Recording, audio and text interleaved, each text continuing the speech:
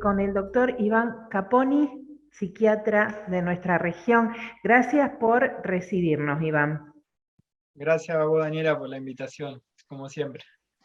Eh, Iván, el 30 de marzo lo cerrábamos con la conmemoración, podríamos decir, de una fecha que es el Día Mundial del Trastorno Bipolar. La primera pregunta es, ¿qué es el trastorno bipolar? El trastorno bipolar es un trastorno psiquiátrico, es una enfermedad psiquiátrica de las más genéticas que hay dentro de la psiquiatría, que es muy importante porque nosotros dentro de la psiquiatría tenemos enfermedades que son muy heredables y muy genéticas y situaciones o enfermedades que responden al entorno o al ambiente. Esta es de las más genéticas habitualmente, una enfermedad bien endógena, digamos, si se quiere, y es una enfermedad que empieza entre los 20 y los 30 años, se lleva toda la vida, y es la aparición cíclica de episodios depresivos, episodios de eutimia, o sea, de normalidad del ánimo, y episodios de euforia.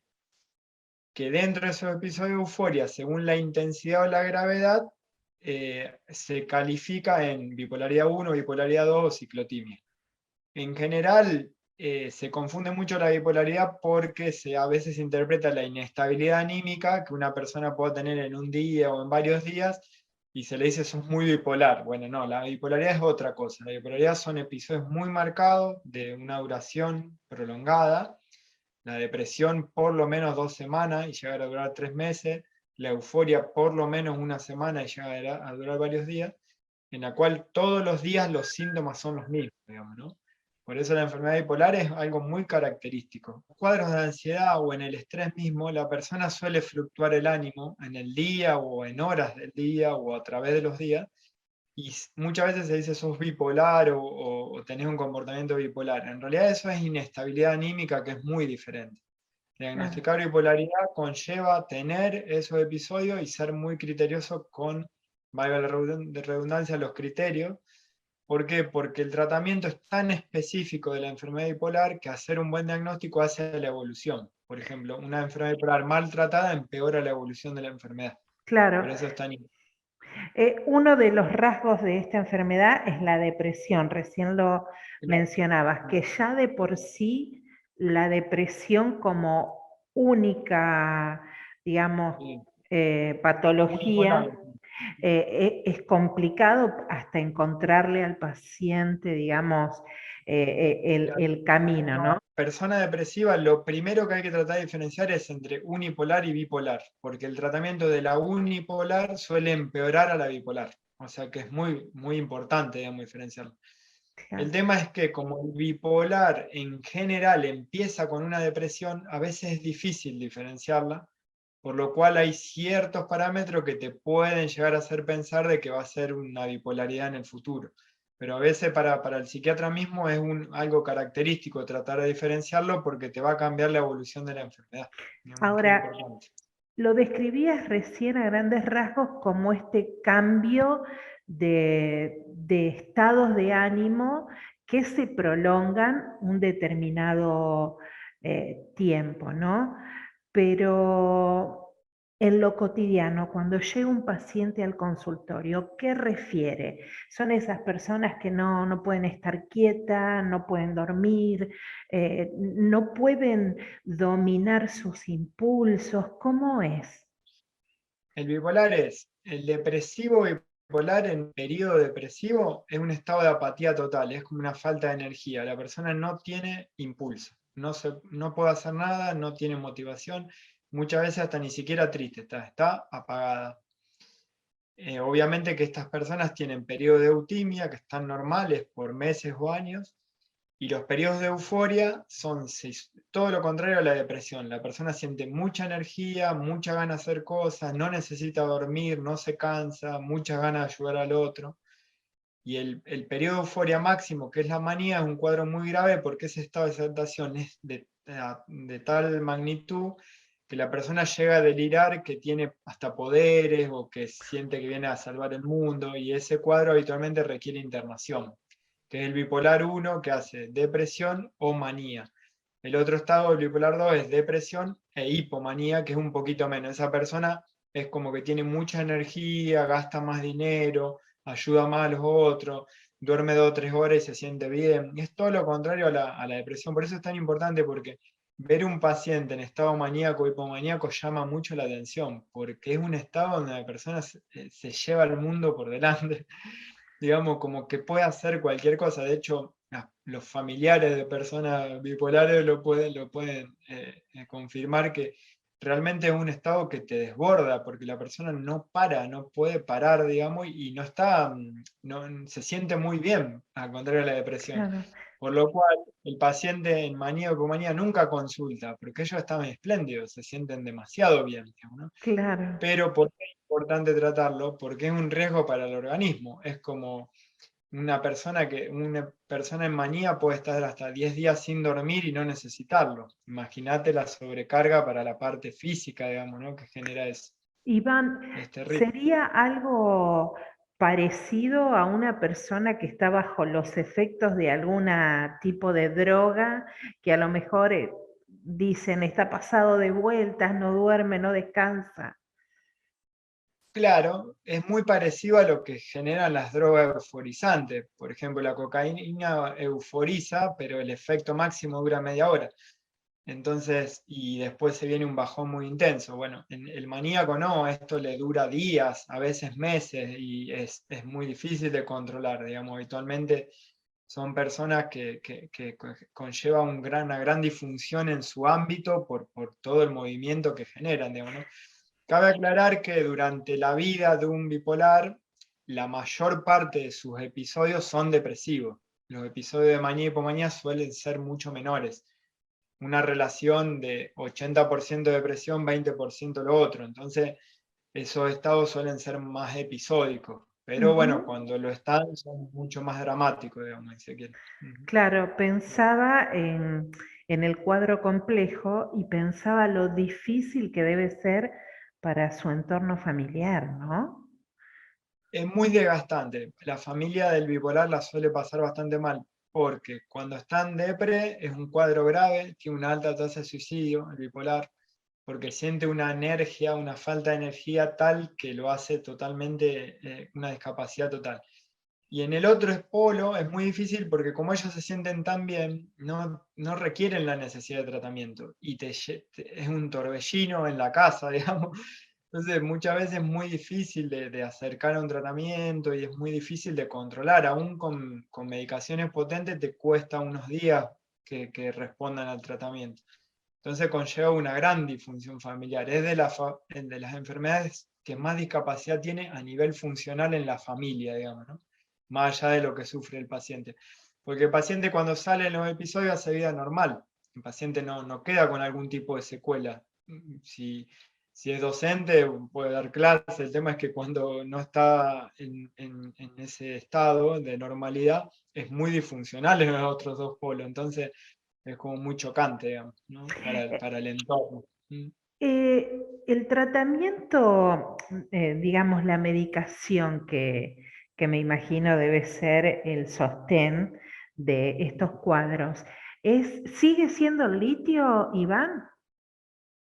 El litio es uno de los medicamentos más efectivos que hay para tratar el trastorno bipolar. Lo único complicado del litio es que es un medicamento que es muy tóxico en dosis muy bajas y que requiere muchos controles. Entonces, habiendo otros medicamentos más nuevos, más seguros, y que a lo mejor en efectividad están cerca, se lo usa bastante menos.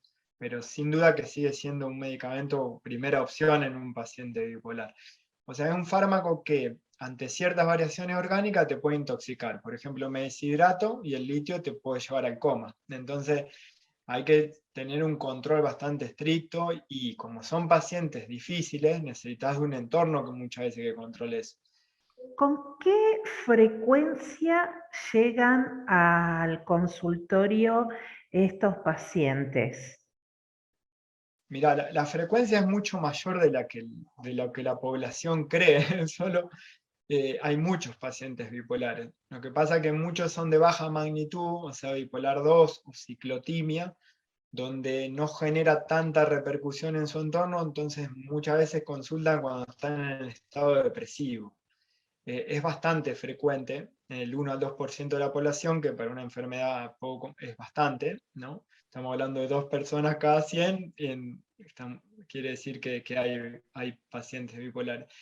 Y el tema de la bipolaridad, que muchas veces está subdiagnosticada por esto que decíamos, a lo mejor la persona empieza a los 20 años con depresiones y recién a los 40 es una etapa de euforia, entonces durante 20 años fue maltratado, o tratado muy por arriba, o tratado por a lo mejor su médico clínico, entonces muchas veces se mal diagnostica y eso conlleva después lo que hace el maltratado el episodio depresivo bipolar es que aumenta la frecuencia de los ciclos. Un bipolar dejado a su libre evolución se deprime más o menos entre 2 a 3 veces por año. Con tratamiento eso baja a 1 o 2 veces cada 3 o 4 años.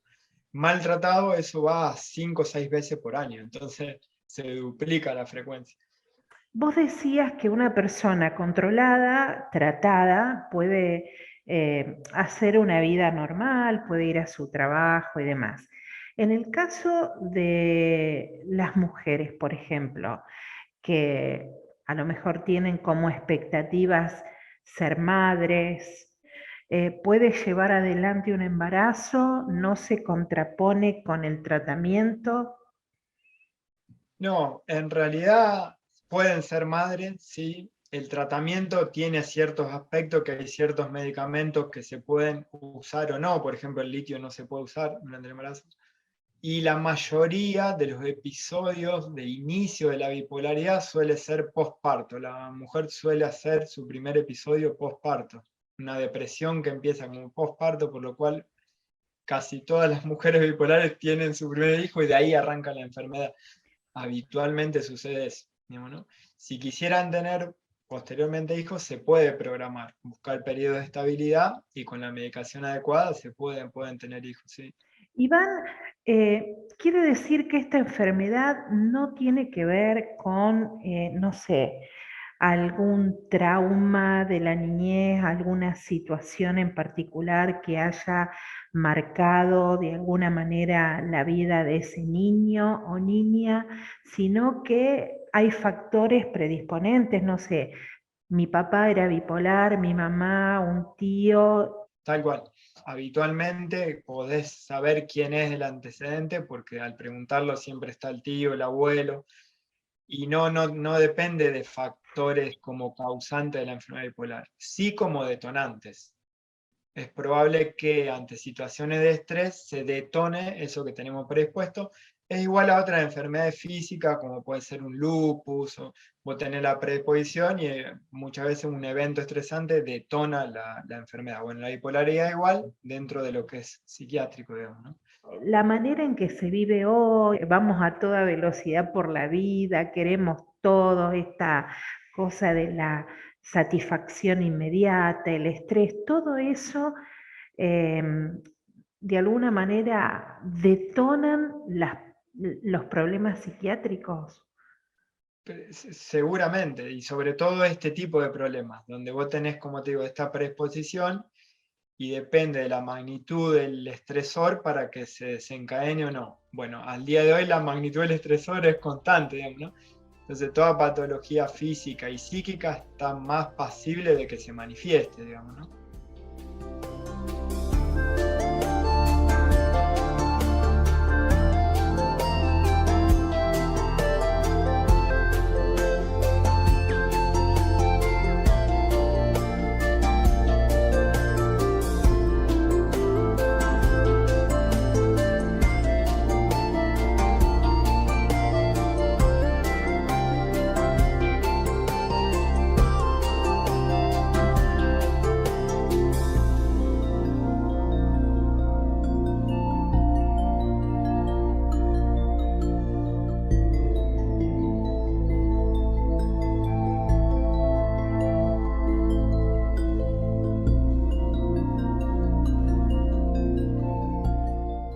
Indagaba un poquito y se eligió el 30 de marzo como Día Mundial del Trastorno Bipolar por Vincent van Gogh, el pintor holandés que, bueno, también tenía, ¿no?